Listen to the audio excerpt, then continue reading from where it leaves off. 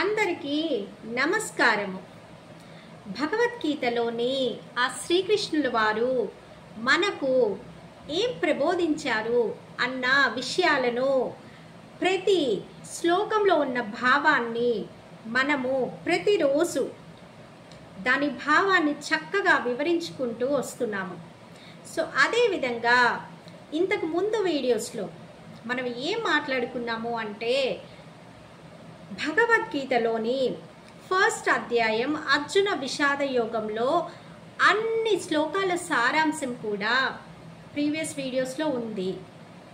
ఇంకా నిన్నటి వీడియోలో సాంఖ్యయోగము అన్న సెకండ్ భగవద్గీతలోని 2వ అధ్యాయంలో 2.14 వరకు మనం మాట్లాడుకున్నాము. ఈరోజు సాంఖ్యయోగంలో ఆ శ్రీకృష్ణ పరమాత్ముల వారు మనకు ఎలా నిర్దేశిస్తున్నారు, ఎలా దిశానిర్దేశాన్ని చేస్తున్నారు అన్న విషయాలను మనం కూలంకషంగా చర్చించుకుందాము, మాట్లాడుకుందాము. ఎవరైతే ఈ వీడియోలోకి డైరెక్ట్గా వచ్చారో వాళ్ళ కోసము 2 లైన్స్ నేను చెప్తాను, అసలు ఇంతకు ముందు ఏం జరిగింది అన్నది. కానీ మీరు కనుక వీలు చేసుకొని అంతకు ముందు వీడియోస్ కనుక చూసారంటేనా మీకు భగవద్గీతలో ఆ పరమాత్మ అయిన శ్రీకృష్ణుల వారు మనకి ఏం చెప్పారు, ఈ మానవాళికి సమస్త భూమండలంలో ఉన్న మానవాళికి ఎలా దిశానిర్దేశాన్ని ప్రబోధించారు అన్నది మనకి బాగా అర్థమవుతుంది. మనము ఈ భరతఖండంలో పుట్టినందుకు ఎంతో ధన్యులమండి. ఆ శ్రీకృష్ణుల వారు కూడా ఇక్కడే జన్మించారు. మన కోసం ఆయన చెప్పిన మాటలని, పొందుపరిచిన మాటలని భగవద్గీతలు మనం చదువుకున్నామా మన జన్మ ధన్యమవుతుంది. చాలా శ్లోకాలు చాలామంది చదవలేరు, భాష వల్ల, కఠినమైన పదాల వల్ల. చక్కగా భావాన్ని అర్థం చేసుకోండి, అది కదా ఇంపార్టెంట్. మనం దాంట్లో ఉన్న భావాన్ని కనుక అర్థం చేసుకున్నామంటే అది చాలు, అదే కదా పరమార్థం. అందుకోసమే మనం చక్కగా ఈ వీడియోలో ఆ శ్లోకాలకి అర్థం ఏంటి, అసలు దాంట్లో ఉన్న మానసిక స్థితి ఏంటి అన్నది తెలుసుకుందాం. సరే, మరి ఇంతకు పూర్వం ఏం జరుగుతుంది అన్నది 2 లైన్లో మీకు చెప్తాను. అది ఒక కురుక్షేత్ర సంగ్రామము జరగబోయే మూమెంట్. ఒకవైపు కౌరవ సైన్యము, ఒకవైపు పాండవుల సైన్యము, లక్షల మంది సైనికులతో మహావీరులు బారులు తీరి ఉన్నారు. 100 ఎకరాల స్థలం ఊహించండి ఎలా ఉందో మీ కళ్ళ ముందు. ఒక్క గడ్డి మొలక కూడా లేని 100 ఎకరాల ప్లెయిన్ ల్యాండ్. అర్జునుడు, శ్రీకృష్ణుడు వాళ్ళ రథాన్ని ఆ మధ్యలో నిలిపారు. అటు సైడ్ కౌరవుల సైడ్ ఎవరెవరున్నారా చూస్తాను అని అర్జునుడు కృష్ణుడిని మధ్యకి తీసుకెళ్ళి నిలపమన్నాడు. సో వాళ్ళు మధ్యలో ఉన్నారు. ఒక్కసారిగా అందరి బంధుగళాన్ని చూసిన అర్జునుడు ఒక మాయలోకి వెళ్ళిపోయారు. వీళ్ళని చంపితే నాకు పాపం అంటుకుంటుంది, వీళ్ళంతా నా రక్త సంబంధికులే, ఎలా చంపను కృష్ణ అని ఆయన పాదాలను శరణు కోరారు. సో ఇది అర్జునుల వారికి, శ్రీకృష్ణుల వారికి మధ్య జరిగే సంభాషణ. ఎక్కడ? కురుక్షేత్ర సంగ్రామంలో రథం మధ్యలో ఉంది అక్కడ. ఈ విషయాలన్నీ ఎవరు చెప్తున్నారు? సంజయుల వారు ఆయన దివ్య దృష్టితో చూడలేనటువంటి ధృతరాష్ట్రుల వారు ఎక్కడున్నారు? అంతఃపురంలో ఉన్నారు. ఆయనకి చెప్తున్నాడు ఈయన, చూడండి అక్కడ ఇట్లా జరుగుతుంది, ఇదిగో ఇట్లా ఈయన అర్జునుడు వారు ఇట్లా అయిపోయారు. ఆయన ఇట్లా మాట్లాడుతున్నాడు శ్రీకృష్ణునితో. శ్రీకృష్ణుల వారు ఇదిగో అర్జున్తో ఇలా మాట్లాడుతున్నారు అన్న వాళ్ళిద్దరి మధ్య ఉన్న సంభాషణని సంజయుల వారు ఎవరికి చెప్తున్నారు? ధృతరాష్ట్రుల వారికి చెప్తున్నారు. ఓకేనా? సో వెళ్దాము. మీరు ముందు వీడియోలో అర్జునుడు ఎంత దుఃఖానికి లోనయ్యాడు, ఏమేం మాటలు మాట్లాడుతున్నాడు ఆయన అన్నదంతా చాలా కూలంకషంగా, చాలా డీటెయిల్గా వీడియోస్లో చెప్పాను. మీరు చూడండి, చాలా అద్భుతంగా ఉంటుంది అది. సో ఇప్పుడు సాంఖ్యయోగము, భగవద్గీతలోని 2వ చాప్టర్ సాంఖ్యయోగంలో 2.15 అన్న శ్లోకంలో శ్రీకృష్ణుల వారు అర్జునుడి వారికి ఏమని ప్రబోధిస్తున్నారు? ఓ అర్జున, పురుష శ్రేష్ఠుడా, సుఖ దుఃఖములతో ప్రభావితం కాకుండా రెండింటిలోనూ చలించకుండా నిశ్చలముగా ఉన్న వ్యక్తి మోక్షానికి అర్హుడవుతాడు. ఓ అర్జున, బాగా విను. శ్రీకృష్ణుల వారు ఎలా చెప్తారు అర్జునుడికి? ఒక నవ్వు నవ్వి, అర్జున నువ్వు కూడా మాయలోకి పడిపోయావయ్యా, అలా పడకు. ఆయన ఏమంటున్నాడు ఇంతకు ముందు అర్జునుడు? కృష్ణ, నా గురువులతో సమానమైన భీష్ముడిని, ద్రోణాచార్యుల్ని, వీళ్ళందరినీ చంపేస్తే నేను పోయి నరకంలో ఉండాల్సి వస్తుంది, ఇది పాపము అని ఆయన చెప్తున్నాడు. వాళ్ళని చంపడం కన్నా నేను అడుక్కు తింటే బెటర్ అన్నట్లుగా, భిక్షం ఎత్తుకోవటమే మంచిది అన్నట్లు చెప్తున్నాడు ఆయన. సో దానికి శ్రీకృష్ణుల వారు చెప్తున్నారు, అర్జున, సుఖ దుఃఖాలకి చెలించకూడదు ఎవ్వరు. సుఖం వచ్చింది కదా అని పొంగిపోవటం, దుఃఖం వచ్చింది కదా అని బొల్లాడి బొల్లాడి ఏడవటం, సూసైడ్ చేసుకుంటా అని చచ్చిపోవటం, ఇలాంటివన్నీ మానేసేయాలి. ఇలాంటివి ఏవి లేకుండా సుఖం వచ్చినా దుఃఖం వచ్చినా స్టేబుల్గా ఉండాలి, నిశ్చలంగా ఉండాలి, కదలచ్చకూడదు మనల్ని. సుఖాలు దుఃఖాల వల్ల మనము అస్సలు కదలకూడదు. ఏదొచ్చినా రాని అన్నట్లు ఉండాలి. అలాంటి వాళ్ళు మాత్రమే మోక్షానికి అర్హులవుతారు. ఎన్ని రోజులు మనం ఈ జన్మలు ఎత్తి ఎత్తి ఎత్తి విసిగిపోతాం. ఎంతకాలం మనం ఇట్లా జన్మలు తీసుకోవాలి? ఆత్మ అనేది ఒక శరీరం నుండి మరొక శరీరానికి మారుతూ వెళ్తూ ఉంటుంది. అలసిపోతాం. దేవుడా, నాకు ఈ జన్మ వద్దు, నాకు మోక్షాన్ని ప్రసాదించు పరమాత్మ శ్రీకృష్ణాన్ని వేడుకుంటాం. కానీ ఎలాంటి వాళ్ళు మోక్షానికి అర్హులో శ్రీకృష్ణుల వారు ఇక్కడ చెప్తున్నారు. అర్జున, సుఖ దుఃఖాలకి చెలించకుండా నిశ్చలంగా ఎవరైతే ఉంటారో వాళ్ళే మోక్షానికి అర్హులు. అశాశ్వతమైన దానికి స్థిరత్వం లేదు. Anything permanent here? ఏదన్నా పర్మనెంట్ ఉందా అండి ఇక్కడ? ఏది పర్మనెంట్ కాదు. ఏదన్నా శాశ్వతమా ఇక్కడ? ఏది శాశ్వతం కాదు. అశాశ్వతమైన దానికి స్థిరత్వము మరియు శాశ్వతమైన దానికి అంతము లేదు. ఇక్కడ శాశ్వతమైనది ఏది దానికి అంతం ఉండదు, అశాశ్వతమైన దానికి స్థిరత్వము ఉండదు.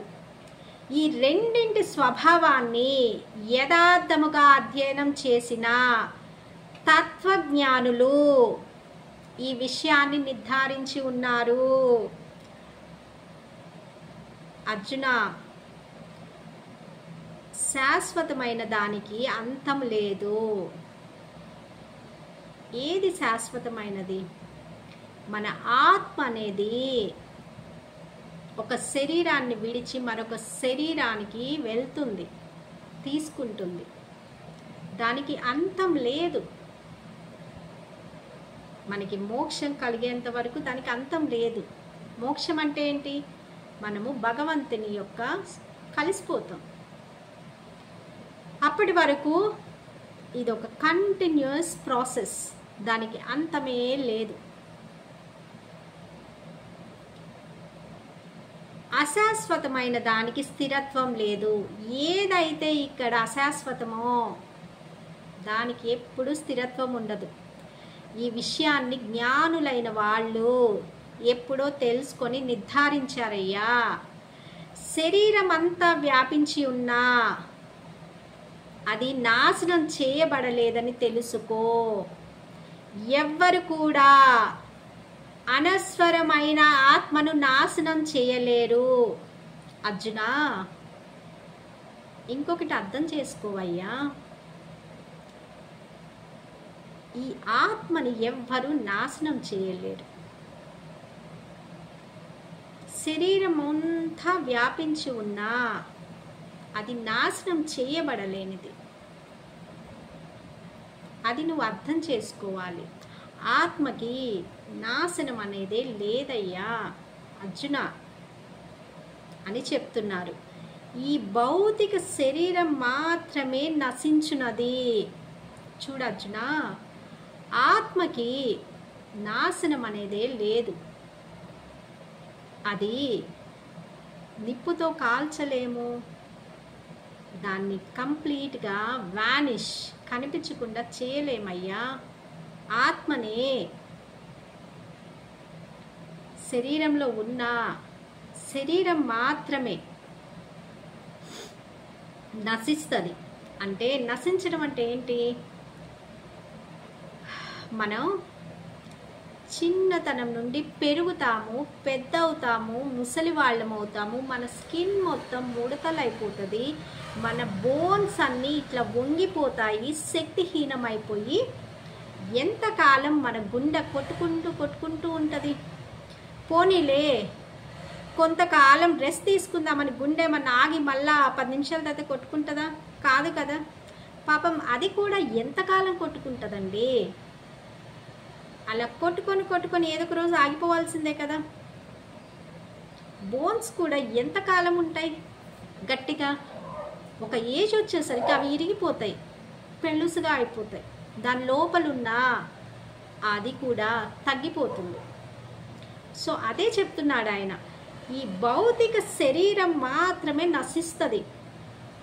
ఈ ప్రాసెస్ని నశించడమే కదా అనేది. అందులో ఉన్న జీవాత్మ నాశనరహితమైనది. ఏదైతే ఆత్మ ఉందో శరీరంలో దాన్ని ఎవ్వరూ నాశనం చేయలేరయ్యా. శరీరం మాత్రమే నశిస్తుంది, దానిలో ఉన్న ఆత్మ నశించదు.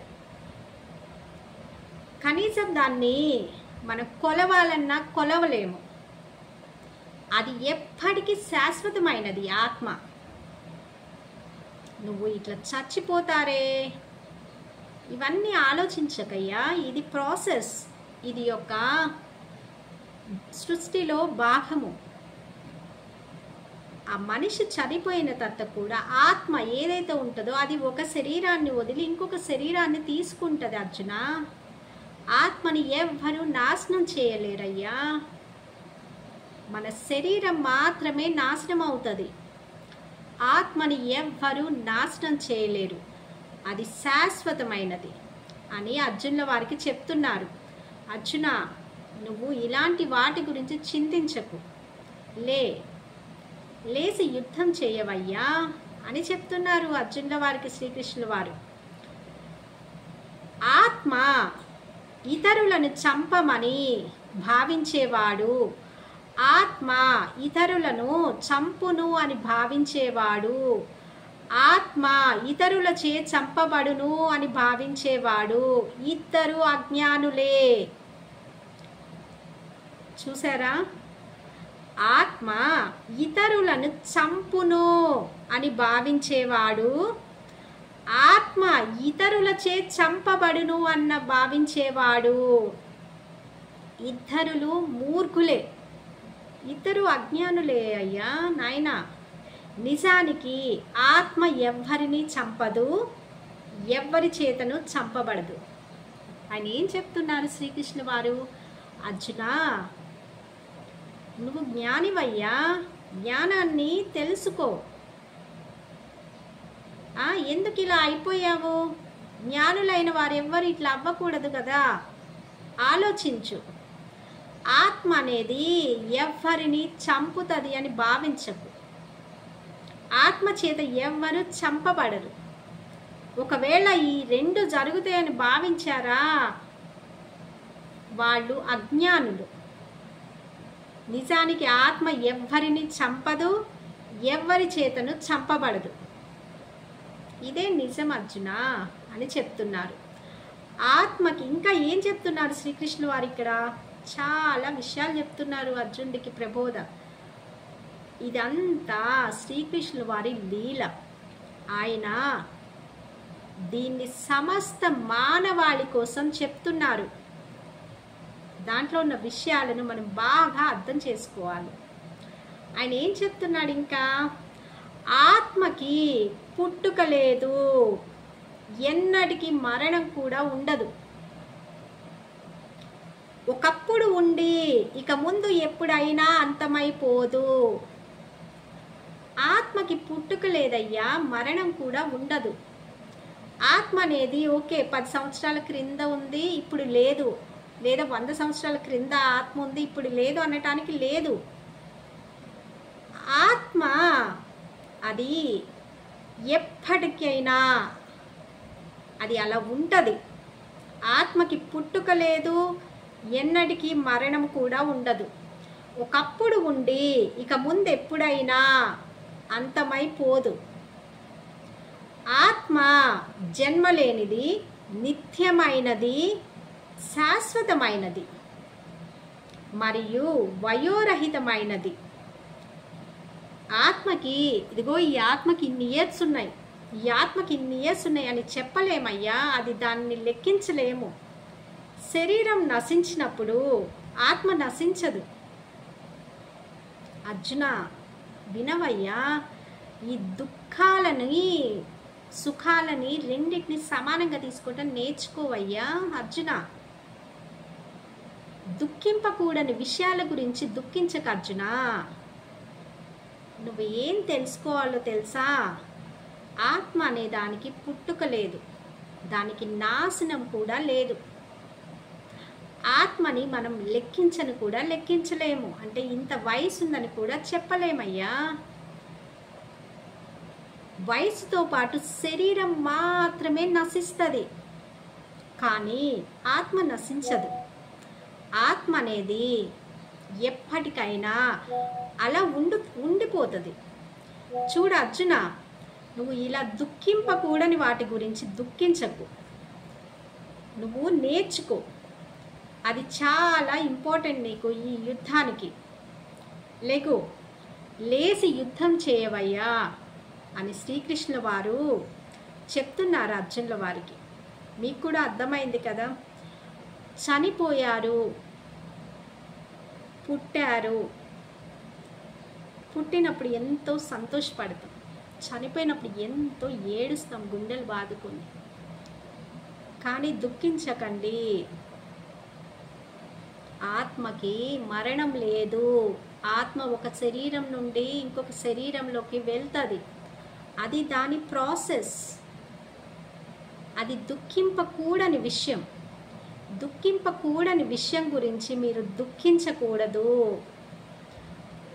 జ్ఞానులైన వారు ఎవ్వరూ అలా దుఃఖించరు. సో మీరు అది తెలుసుకోండి. ఆత్మకి మరణం లేదు, పుట్టుక లేదు. దానికి అసలు ఏజ్ని కూడా మనం చెప్పలేము, ఎంత ఏజ్ ఉంది ఆత్మకి అని. అది ఎప్పటికీ నశించనిది. అర్జున అర్థం చేసుకో. అని శ్రీకృష్ణుల వారు ఒక చిరు మందహాసంతో ఒక చిన్న పిల్లాడికి చెప్పినట్లు అర్జునుల వారికి చెప్తున్నారు. ఓ పార్థ, ఆత్మ అనేది నాశనం చేయలేము మనం. అది నిత్యమైనది మరియు పుట్టుక లేనిది, ఎన్నడూ కూడా మార్పు చెందనిది అని తెలిసిన వ్యక్తి ఎవరినైనా ఎట్లా చంపును? ఎవరినైనా చంపటానికి కారణం ఎట్లా అవుతాడు? చూడవయ్యా అర్జున, ఆత్మ అనేది నాశనం చేయబడలేదు. చెప్తున్నా కదా, ఓన్లీ శరీరం మాత్రమే నాశనం అవుతుంది, కానీ ఆత్మ నాశనం అవ్వదు. అర్జున విను, ఆత్మ అనేది నాశనం చేయబడలేదు. అది నిత్యమైనది, పుట్టుక లేనిది, ఎన్నటికీ మార్పు చెందనిది. అది ఎప్పటికీ మార్పు చెందదు, అది అలా ఉంటుంది. అది తెలిసిన వ్యక్తి ఎవరినైనా ఎట్లా చంపుతాడు? నువ్వేమంటున్నావు? నేను ఆయన్ని చంపుతాను అంటున్నావు, కానీ ఆత్మ నాశనం అవ్వదయ్యా, అది ఉంటుంది అని తెలిసిన వ్యక్తి ఎవరినైనా ఎట్లా చంపుతావు? నువ్వు ఆత్మని ఎట్లా చంపుతావు? చంపలేవు కదా. ఆయన్ని చంపటానికి, ఆత్మని చంపటానికి నువ్వెలా కారణమవుతావు? నువ్వు కారణం కూడా కాదు. అది అర్థం చేసుకో. ఎలా అయితే మానవుడు, చూడర్జున, నేర్చుకోవయ్యా, అర్థం చేసుకో, నువ్వు మహాజ్ఞానివి. ఆ జ్ఞానాన్ని ఎలా మాయ కమ్మేసింది నీకు? అర్జున, నువ్వు ఎవరు చంపలేరు. ఇక్కడ ఆత్మ అనేది శాశ్వతమైనది, ఓన్లీ శరీరం మాత్రమే అశాశ్వతమైనది.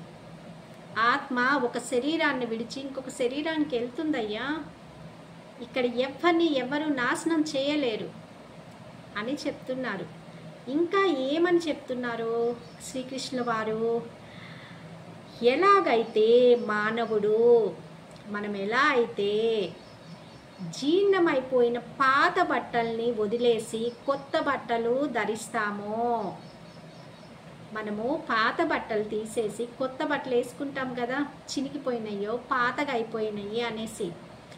అదేవిధంగా మరణ సమయంలో జీవాత్మ పాత శరీరాన్ని వదిలి కొత్త శరీరాన్ని స్వీకరిస్తుంది. చూడర్జున, వినవయ్యా, ఇది చాలా సింపుల్. దీన్ని నువ్వు ఎక్కువ ఆలోచించకు. నువ్వు జ్ఞానివి, అర్థం చేసుకో. మనం ఎలా అయితే, మానవులు ఎలా అయితే పాత బట్టలను తీసేసి కొత్త బట్టలు వేసుకుంటామో, పాత బట్టలు చిరిగిపోయాయని మనం అవే వేసుకొని ఉంటామా? ఉండం కదా. మనం ఏం చేస్తాం? ఆ బట్టలు అయ్యో పాతవి అయిపోయినాయి, కొత్త వేసుకుందామని కొత్తవి కొనుక్కొచ్చుకొని వేసుకుంటాం. సో ఎలా అయితే పాత బట్టలను తీసి పడేసి కొత్త బట్టలు వేసుకుంటామో, అదేవిధంగా మరణ సమయంలో, అంటే ఒక మనిషి చనిపోయినప్పుడు ఆయనలో ఉన్న ఆత్మ పాత శరీరాన్ని వదిలిపెట్టి కొత్త శరీరాన్ని స్వీకరిస్తుంది. అర్జున, ఆ మరణ సమయంలో ఆత్మ పాత శరీరాన్ని వదిలిపెడుతుంది, మరలా కొత్త శరీరాన్ని స్వీకరిస్తుందయ్యా.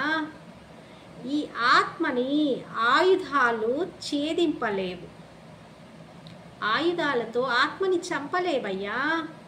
అగ్ని కాల్చలేదు, నీరు తడపలేదు, గాలి ఎండిపోవునట్లుగా చేయలేదు. ఆత్మ అనేది అది శాశ్వతమైనది అర్జున. ఆత్మని నువ్వు బాణాలతో కొట్టి చంపలేవు. వింటున్నావా అర్జున? అక్కడ ఎంతో బాధతో కూర్చొని ఉన్నారు అర్జునుల వారు. శ్రీకృష్ణ వారు బోధ చేస్తున్నారు. ఏమని? అర్జున, ఆత్మను ఆయుధాలతో చంపలేవు, మంటలు పెట్టి తగలబెట్టలేవు, నీళ్లు పోసి తడపను లేవు. గాలితో ఎండిపోయేటట్లు చేయలేవు. అర్థం చేసుకో. ఆత్మ అనేది విచ్ఛిన్నం చేయలేనిది. ఆత్మని నాశనం చేయలేవు అర్జున. మరియు దహింపశక్యం కానిది. ఆత్మని మనం నాశనం చేయలేము, దాన్ని కాల్చలేము, మరియు దానికి తడయ్యేటట్లు కానీ ఎండిపోయేటట్లు కానీ చేయటం సాధ్యం కాదు. అది నిత్యము. ఆత్మ అనేది పర్మనెంట్ అర్జున, అంతటా ఉండేది. అది మార్పు లేనిది, పరివర్తన లేనిది మరియు సనాతనమైనది. మనలో ఉన్న ఆత్మ నాశనం చేయలేనిది. అది మనము ఈ దేహం, ఈ బాడీ ఏదైతే ఉందో ఇది టెంపరరీ అర్జున. ఒకనాటికి ఈ బాడీ మొత్తం ఏమవుతుంది? శల్యమైపోతుంది, ముసలితనం వస్తుంది, మరణం సంభవిస్తుంది. అప్పుడు శరీరాన్ని ఈ ఆత్మ వదిలి మరొక శరీరాన్ని తీసుకుంటుంది. ఎలా అయితే మనం పాత బట్టలు వదిలేసి కొత్త బట్టలు వేసుకుంటాం కదా, అదేవిధంగా ఆత్మ చనిపోయిన బాడీని వదిలేసి కొత్త శరీరంలోకి ప్రవేశిస్తుంది అర్జున. ఆత్మను ఎవ్వరూ నాశనం చేయలేరు, అది శాశ్వతమైనది. దాన్ని దేనితోనూ నాశనం చేయలేము. అగ్నితో దహింపలేము, నీటితో తడపలేము, గాలితో ఎండబెట్టలేము, ఏమీ చేయలేము. అది ఎప్పటికీ శాశ్వతమైనది. ఆత్మ అనేది కనిపించనిది. ఆత్మ అనేది కనిపించదు అర్జున, అది కనిపించనిది, ఊహాతీతమైనది మరియు మార్పు లేనిది. జీవం అనేది కనిపించనిది. ఆ జీవం మన బాడీలో ఉన్నంత వరకు మన మొహం ఎంతో ప్రశాంతంగా ప్రకాశవంతంగా విరాజిల్లుతుంది. కానీ నా జీవం ఇక్కడుందా, ఇక్కడుందా, ఇక్కడుందా, ఇక్కడుందా అన్నది చెప్పలేము. అది కనిపించదు. అది పూర్తిగా వ్యాపించి ఉంది నా శరీరంలో. అదే కదా చెప్తున్నారు, ఆత్మ అనేది కనిపించనిది, ఊహాతీతమైనది మరియు మార్పు లేనిది. ఇది తెలుసుకొని నీవు శరీరం కోసం శోకింపవలదు. చూడర్జున, తెలుసుకోవయ్యా, తెలుసుకో. ఇది తెలుసుకొని నీవు శరీరం కోసం ఏడవకు, శోకింపకూడదు అర్జున అని ఆయన అర్జునుల వారికి ప్రబోధ చేస్తున్నారు. ఒకవేళ నీవు ఆత్మ పదే పదే జనన మరణాలకు లోనవుతుంది అని అనుకున్నా సరే, ఓ మహాబాహుల కలవాడా, ఓ మహాబాహువులు కలవాడా, ఇలా శోకించుట తగదు. ఒకవేళ ఇంకా నువ్వు ఇలా ఆత్మ పదే పదే జనన మరణాలకి లోనవుతుంది అంటే ఏం చెప్తున్నారు ఈయన శ్రీకృష్ణుల వారు? మనకి ఆత్మ అనేది నాశనం చేయలేనిది. అది ఒక శరీరం వదిలి ఇంకొక శరీరం తీసుకుంటుంది. ఒకవేళ నువ్వు ఇట్లా ప్రతిసారి ఆత్మ జననం మరణం ఇలాంటి వాటికి లోనవుతుందని ఒకవేళ నువ్వు ఫీల్ అవుతున్నా సరే, అలా శోకింపకూడదు అర్జున. నీలాంటి జ్ఞానికి అలా శోకింపకూడదయ్యా. పుట్టిన వానికి మరణం తప్పదు అర్జున, అర్థం చేసుకో. పుట్టిన వాళ్ళకి మరణం తప్పదు, గ్రహించు. మరణించిన వాడు మరలా పుట్టక తప్పదు. అనివార్యమైన దీనికోసం నువ్వు శోకింపవద్దు అర్జున. ఆత్మకి మరణం లేదు. పుట్టిన ప్రతి ఒక్కడు చావాల్సిందే. చనిపోయిన ప్రతి ఒక్కళ్ళు మరలా పుట్టాల్సిందే. అనివార్యమైన ఈ విషయం గురించి నువ్వు శోకింపకూడదు. ఎంత జ్ఞానం అండి! ఎంత బ్యూటిఫుల్ ఉంది అసలు. ఒక్కొక్క లైన్ శ్రీకృష్ణుల వారు అర్జునుల వారికి చెప్తుంటే మన జన్మ, మనం అసలు ఎందుకు వచ్చామో, ఏంటి, ఏం చేస్తున్నాం అన్నది ఎంత క్లారిటీగా ఉందండి. ఆయన ఏం చెప్తున్నాడు అర్జునుల వారికి అంటే ఇండైరెక్ట్గా మనందరి మానవాళికి చెప్తున్నారు. చూడు అర్జున, పుట్టిన వాళ్ళకి మరణం తప్పదు, మరణించిన వాడు మరలా పుట్టుక తప్పదు. అనివార్యమైన తప్పించలేనటువంటి ఈ విషయాల గురించి శోకింపవలదయ్యా. ఇది ఫ్యాక్ట్, ఇదే నిజం. దాని గురించి ఏడవకు, దాని గురించి నీవు శోకింపకూడదు అర్జున. తెలుసుకో, ఆత్మ అనేది శాశ్వతమైనది, దానిని ఎవ్వరూ నాశనం చేయలేరు.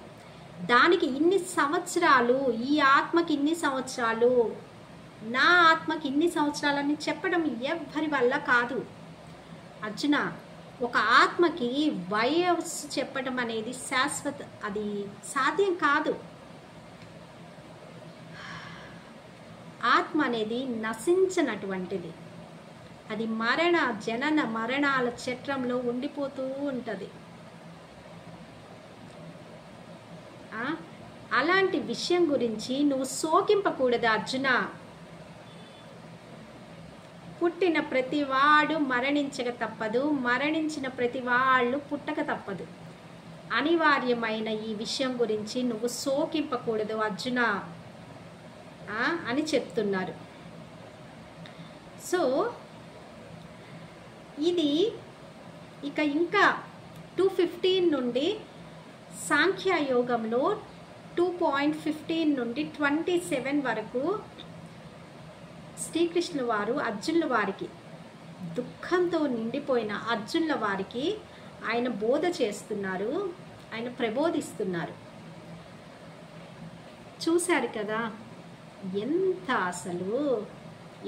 జ్ఞానం ఉందండి దీంట్లో. భగవద్గీత చదవండి చదవండి అని చెప్పేది ఇందుకే. చదవండి,